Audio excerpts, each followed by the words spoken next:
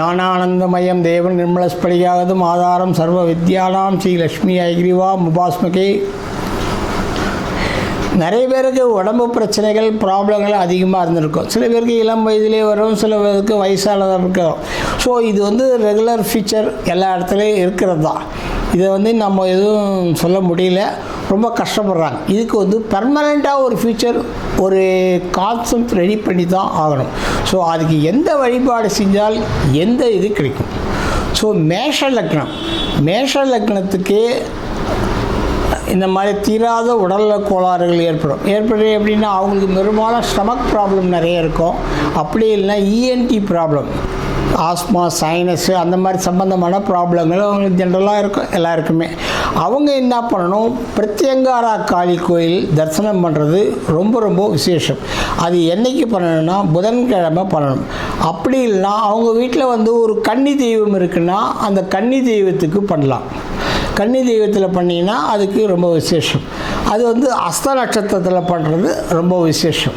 So இதை கான்செப்டை நீங்கள் மைண்டில் வச்சுக்கோங்க. அதை வச்சு அதுக்கேற்ற மாதிரி பண்ணிங்கன்னா உங்களுடைய உடல் கண்டினியூஸாக இருக்கிற உடல்நல கோளாறுகள், உடம்பில் வியாதிகள் வெளியே போகாமல் இருக்கிற கோளாறுகள் இருக்கும். அதுக்கு அடுத்து ரிஷப லக்னத்துக்கு சுவாதி நட்சத்திரம் அன்னைக்கு நரசிம்மர பெருமாளை ரெகுலராக தரிசனம் பண்ணணும். அப்படி எனக்கு சுவாதி நட்சத்திரம் பார்த்து போக முடியல, எனக்கு ரொம்ப கஷ்டமாக இருக்குதுன்னு சொன்னீங்கன்னா வெள்ளிக்கிழமைக்கு நரசிம்மரை தரிசனம் பண்ணிங்கன்னா உங்களுக்கு என்டையராக எல்லா விதமான தோஷங்களும் என்டையராக கிளியர் ஆகும். அடுத்து மிதுனத்துக்கு உங்களுக்கு செவ்வாய்க்கிழமைக்கு பண்ணணும். துர்க்கையை செவ்வாய்க்கிழமைக்கு பூஜை பண்ணுறது ரொம்ப ரொம்ப விசேஷம். அதில் பண்ணிங்கன்னா உங்களுக்கு இது பண்ணலாம். அப்படி முடியலாம் அனுஷ நட்சத்திரம் என்னைக்கு வருதோ அனுஷ நட்சத்திரத்தில் பண்ணலாம். நாலாவது கடக லக்னத்தில் பிறந்தவங்களுக்கு வியாழக்கிழமை அன்னைக்கு திருவோண நட்சத்திரம் வந்ததுன்னா அது ரொம்ப விசேஷம். இந்த சாஸ்தா, கருப்பண்ணசாமி,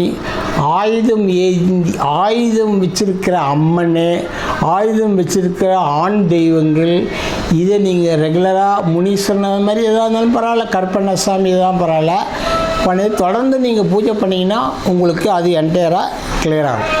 அடுத்து சிம்மத்துக்கு சனிக்கிழமையில் உங்களுக்கு என்னன்னா நரசிம்மர் பூஜை பண்ணுறது ரொம்ப ரொம்ப விசேஷம். நரசிம்மரை சனிக்கிழமைக்கு சுதர்சன ஆழ்வார் பூஜை பண்ணிங்கன்னா உங்களுடைய வழிபாடுகள் உங்களுடைய உடலில் இருக்கிற நோய் நொடிகளை அனைத்து நிறுத்தி நோய் நொடியிலேருந்து உங்களுக்கு தீர்வு கிடைக்கும். அதுக்கு அடுத்து கன்னியா லக்னம் வந்ததுன்னா அதுவும் சனிக்கிழமைக்கு நீங்கள் என்ன பண்ணணும், உங்களுக்கு நரசிம்மர் பண்ணுறது, நாக தெய்வங்கள் பண்ணுறது ரொம்ப விசேஷம். அன்றைக்கி நாக தெய்வங்கள் பூஜை பண்ணிங்கன்னா உங்கள் வழிபாடுகள் செய்தாலோ ரொம்ப விசேஷம். கன்னியா லக்னத்துக்கு ரேவதி நட்சத்திரத்தில் பண்ணுறது ரொம்ப விசேஷம். ஓகே. அடுத்து துலா லக்னத்துக்கு என்னங்க பண்ணணும், துலா லக்னத்துக்கு வியாழக்கிழமை அன்னைக்கு பூஜை பண்ணணும். காமதேனு பண்ணணும். பெருமாள் கோயிலுக்கு ரெகுலராக பூஜை பண்ணணும். உத்திரட்டாதி நட்சத்திரத்தில் பண்ணுறது ரொம்ப விசேஷம். தேவத்திலையும் பண்ணலாம். பசுமாட்டுக்கு பூஜை பண்ணுறது, பசுமாட்டுக்கு வாழைப்பழம் தொடர்ந்து கொடுத்துருந்தீங்கன்னா சனிக்கிழமை உங்களுக்கு வியாழக்கிழமை எல்லா விதமான தோஷங்களும் உங்களுடைய உடம்புல இருக்கிற வியாதிகளும் என்டையராக கிளியர் ஆகிடும். 6ஆம் இடத்து செவ்வாய்க்கிழமை அன்னைக்கு முருகர் பெருமாள், முனீஸ்வரன், திருச்செந்தூர் முருகன் இவங்களெல்லாம் தரிசனம் பண்ணிங்கன்னா வழிபாடு தொடர்ந்து பண்ணி வந்தீங்கன்னா, இல்லை உங்கள் எங்களால் அவ்வளோ தூரம் போகலாம், உங்களுக்கு பக்கத்தில் வேல் வச்ச முருகர் கோயில் எது இருந்தாலும் அது பண்ணிங்கனாலும் கிளியர் ஆகும். பைரவரை பரணி நட்சத்திரம் அன்னைக்கு நீங்கள் இது பண்ணிங்கன்னா உங்களுக்கு என்டையராக எல்லா விதமான பிரச்சனைகள் எல்லா திங்ஸும் கிளியர் ஆகிடும். உடல்நல கோளாறுகள் என்டையராக கிளியர் ஆகும். அதுக்கு அடுத்து தனுசுக்கு வெள்ளிக்கிழமை அன்னைக்கு தனுசு வந்து வெள்ளிக்கிழமைக்கு பிரதோஷ வழிபாடு பண்ணுறது ரொம்ப ரொம்ப விசேஷம். வெள்ளிக்கிழமைக்கு சிவபெருமான வர்சனம் பண்ணினாலும் உங்களுக்கு என்டையராக கிடைக்கும். பட் பிரதோஷ வழிபாடு இது நல்லாயிருக்கும். அதே மாதிரி திருவாதிரை நட்சத்திரம் அன்னைக்கு சிவபெருமானை தரிசனம் பண்ணிங்கன்னா உங்களுக்கு அந்த தனுசு லக்னத்தில் இருக்கிற உடல்நல கோளாறுகள்.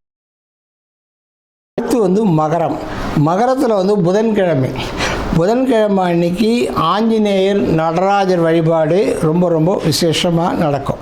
பண்ணிங்கன்னா உங்களுக்கு என்டையராக உடலில் இருக்கிற வியாதிகள் அனைத்தும் கிளியர் ஆகும். கும்ப லக்னம்ன்றது திங்கட்கிழமை வரும்.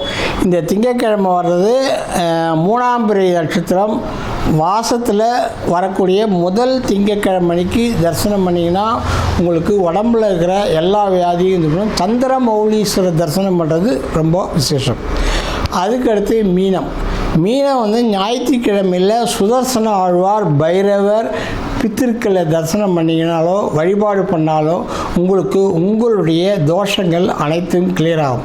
இந்த மாதிரி எந்த வழிபாடு செஞ்சு எப்படி இது பண்ணுறது?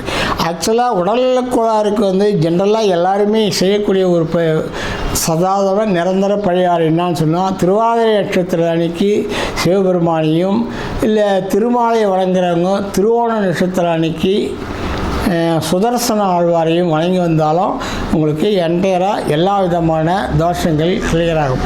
அதே மாதிரி எந்த விதமான உடல்நலக் கோளாறுகள் தொடர்ந்து ஏற்பட்டு கொண்டே இருந்தால் குஷ்டரோகிகளுக்கு உணவு கொடுத்தீங்கன்னா உங்களுக்கு எல்லா விதமான தோஷங்களும் உடனடியாக உங்கள் உடலை விட்டு வெளியேறும். இதெல்லாம் நீங்கள் ஞாபகத்தில் வச்சுக்கிறேன். இந்த பரிகாரங்கள் பண்ணி உங்களுடைய உடல்நலக் கோளாறுகளை நீங்குமாறு கேட்டுக்கொள்கிறேன். நன்றி, வணக்கம். அகம் பிரம்மாஸ்மி.